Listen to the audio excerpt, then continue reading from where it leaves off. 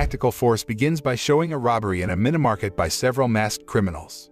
Some criminals initially entered the minimarket and pointed guns at all customers and employees to be taken as hostages. After that, they asked all the hostages to lie down and demanded some money from the minimarket owner. The criminal even took a police officer hostage who was accidentally there at the convenience store. Fortunately, the police officer had reported the robbery to his other police colleagues. After several police groups arrived at the scene, a police officer contacted the robber and negotiated. However, because the negotiation is rejected by the criminals, the police officer immediately contacted a special unit, namely the SWAT team. After the SWAT team arrives, the head of the special unit, Tate, takes over the radio communications and tries to renegotiate with the robbers. But again, they couldn't find an agreement. Tate finally had no other choice but to enter the convenience store, forcibly arrest the criminals, and rescue the hostages.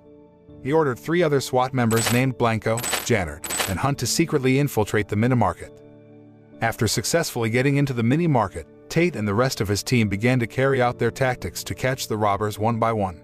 The method Tate used to catch criminals was quite effective, but it caused several hostages to be injured and some property damaged. After defeating all the criminals, they left the scene and returned to their base. The next day, Tate and his 3 other team members seemed satisfied that they had thwarted last night's robbery. Shortly after, the head of the Special Unit Division called them to meet him at his office.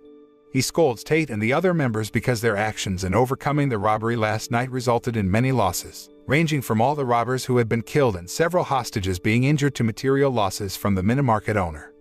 The head of the division then decided to give a short lecture to his team members on ways to rescue hostages that were more effective and did not cause more losses.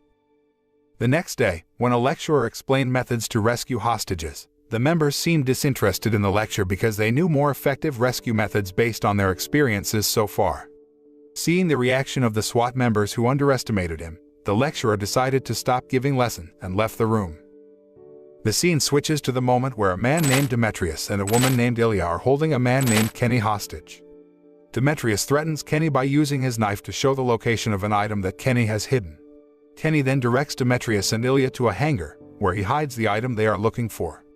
At the same time, a black sedan driven by a man named Lampone drove towards the hangar. Lampone and his friend got out of the car and immediately pointed guns at Demetrius and Ilya. Seeing this, they pointed their guns at Lampone and his friends. However, after a conversation between them, Demetrius and Lampone finally realized that they had the same goal, to retrieve the items hidden by Kenny. They then decided to discuss ownership of the item. During their conversation, a police car siren suddenly appeared and approached them. Hearing this, Demetrius, Ilya, Lampone, and the others immediately hid in the container in the back of their car. It turned out that the siren sounded from the car belonging to the SWAT team led by Tate. Tate then gave Jannard, Blanco, and Hunt directions about the attack training simulation they would do in the hangar. Tate ordered all its members to equip themselves with weapons, grenades, bulletproof vests, and other equipment. After all the members were ready, Tate gave orders to enter the hangar. On the other hand, Demetrius and Lampone were asking how the police found out they were there. They panicked, even more when they saw the actions of the SWAT team members, who looked fully armed and seemed to be on an arrest mission. Whereas Tate and the 3 members actually did not know anything about them in that place. The SWAT team only did a simulation of catch training, which they usually do routinely in the hangar. However, this time they did not seem to expect that they would actually be dealing with criminals carrying out kidnappings and smuggling. After all SWAT team members opened the steel doors, they immediately went up to the 2nd floor to simulate firing on several targets that had been prepared in every room on the floor. Hearing gunshots from upstairs, Lampone and Demetrius panicked and began to urge Kenny to immediately show the location of the items he had hidden. But it actually sparked a commotion between them, and a shootout finally happened. Tate, who heard a commotion from downstairs, ordered Blanco to check the situation. Unfortunately, when Blanco arrived downstairs, Lampone's partner suddenly came out of hiding and shot straight into Blanco's chest. Blanco, who was still not in a state of readiness, could not dodge the shot and die instantly. Demetrius, who had just discovered that Blanco's bullets were just rubber bullets, began to realize that the SWAT team members who were there were only doing training. That means they actually still don't know about them. Hearing gunshots for the 2nd time, Tate and 2 other members decided to go downstairs and find out what had happened. After arriving downstairs, they met with Demetrius and Lampone's gang, who confessed that they had killed a police officer. Hearing this, Tate felt very angry and intended to shoot them. However, because the criminals already knew that the weapons used by the SWAT team members were fake, they did not feel afraid of Tate's threat and instead opened fire on the SWAT team. Tate and his 2 members were forced to retreat and hide in the room behind an iron door for cover. They then ran up the stairs to the 2nd floor to find a way out. But their action failed because the criminals already knew their location through the window. Because all of the SWAT team's communication tools were in their boxcar, Tate and his members could not contact the police station for help. They must find the right tactics and strategies to get out of that place and defeat all the criminals. Meanwhile, Demetrius and Lampone are again arguing over what Kenny has hidden. Demetrius insisted on staying in the hangar and fighting the police because he wanted the item badly. Demetrius then added reinforcements by calling some of his comrades to come to the place so he could fight the police officers. Shortly after that, Ilya entered the hangar in a SWAT team car and took several weapons and cell phones from the car. After a few minutes, Demetrius's companions finally arrived at the location in a black car.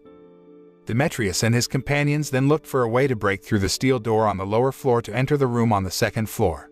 But since breaking through the door would take a lot of time, Demetrius decided to enter the 2nd floor through the window using the stairs. At the same time, Tate knows that the criminals are out of the room, so he uses the opportunity to go to the SWAT team's car and take the weapons there. However, when Tate got into the car, a man suddenly appeared and pointed a gun at him. Fortunately, Tate quickly defeated the man and brought Kenny, who coincidentally was being held captive in the car, to the room behind the steel door.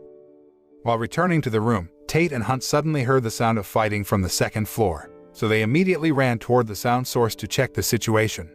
As it turned out, the voice came from one of Demetrius' comrades who had made it to the 2nd floor and was beating Janard. Tate immediately dragged the man and beat him until he died. After that, Tate immediately chased after Kenny, who suddenly went to the toilet and immediately pointed a gun at him. Shortly after, Tate showed the items Kenny had hidden to Hunt and Janard. They finally found out that the criminals were after the items Kenny had hidden. Kenny then told them about an exit that could lead them to the underground room. On the other hand, Lampone adds reinforcements by calling his friend, Pharaoh. After that, Demetrius and Lampone's gang devised a plan to find and capture Kenny. But after they searched every room, they couldn't find Kenny's whereabouts until they finally found a secret door that led to the underground room. They immediately entered through the secret door to look for Kenny's whereabouts. Meanwhile, Tate walks separately from Kenny and the other 2 SWAT members because he has to check the situation behind them while carrying Kenny's suitcase. After ensuring the situation was safe, Tate decided to rejoin his 2 other members. But suddenly, Pharaoh appeared and immediately caught him. At the same time, Kenny and 2 other SWAT members were successfully surrounded by Demetrius's and Lampone's gang. After that, when Demetrius told Ilya to kill Tate, Tate immediately said he knew about the item they were looking for and that Kenny currently didn't have the item. As a result, Demetrius gave up his intention to kill Tate. On the other hand, Lampone and his other companions managed to catch Kenny, Hunt, and Janard. Lampone, who was excited because he had managed to snatch Kenny's suitcase, immediately opened the suitcase. However, it turned out that the suitcase was empty because the contents had been moved by Hunt before they were caught. Lampone then ordered Pharaoh and his other companions to check whether Demetrius and his gang had the suitcase. When Pharaoh and his men arrived at Tate's place, and Demetrius' gang was there to carry out the execution, Tate suggested that Demetrius escape from the basement using the SWAT car they were currently using hiding in. Demetrius has no other choice but to remove Tate's handcuffs so he can get help defeating Lampone and his teammates. Not long after, Tate and Demetrius' gang burst out of the hangar to avoid being shot by Pharaoh and his men. The chase between Demetrius's and Lampone's gang finally took place. Meanwhile, Lampone, who had lost his temper because Kenny still didn't want to tell him where the item was, decided to shoot Kenny right in the head. On the other hand, one of Lampone's men, who was following Hunt to find the item, was suddenly attacked by Hunt and was knocked unconscious. Hunt then quietly returned to where Lampone and Janard were and immediately pointed a gun at Lampone. He then handcuffed Lampone and tied him in the corner of the room. On the other hand, Tate and Demetrius' gang again broke into the hangar by crashing the SWAT car into the hangar door. Tate immediately runs to join Janard and Hunt to fight Lampone's gang together. The shootout between Lampone's men and the SWAT team was so fierce that the SWAT car was destroyed. Hunt then took the initiative to blow up the car used as a shield by the Lampone gang so that the entire gang died instantly due to the explosion. Unfortunately, Demetrius sneakily approached Hunt and immediately pointed a gun at him. As a result, Hunt, Janard, and Tate are again taken hostage by Demetrius and Ilya. Demetrius then brought the item he had been looking for and ordered Ilya to kill the SWAT teams. Suspiciously, because he still hadn't heard any shots from inside the hangar, Demetrius immediately went back into the hangar and found that Ilya had been knocked out by Lampone and Pharaoh. They apparently still survived the previous explosion. The situation has turned around. Now Demetrius is being held hostage by Lampone and Pharaoh. When Pharaoh was about to shoot the SWAT team, Tate asked for his last request to put earplugs on himself and the other two members. Tate then detonated a sound bomb that knocked Lampone down a few seconds later. Pharaoh, feeling cornered, tried to escape from the hangar, but luckily Tate managed to catch him. The fight between Tate and Pharaoh was quite fierce because they had great fighting abilities. Fortunately, Tate managed to beat Pharaoh until he was killed by being stabbed by a concrete iron. Tate and two of his members finally managed to capture Demetrius, Ilya, and Lampone and secure the items targeted by the criminals. After that, they sat in their car, saying that their boss would definitely scold them for the mess that just happened. The next day, Tate, Jannard, and Hunt are called by the head of the division to offer his condolences for Blanco's death. After that, instead of scolding them, he appreciated their actions yesterday. The moral that can be learned from this movie is the importance of teamwork in completing a mission. With the cohesiveness of all team members, we will be able to face all challenges well.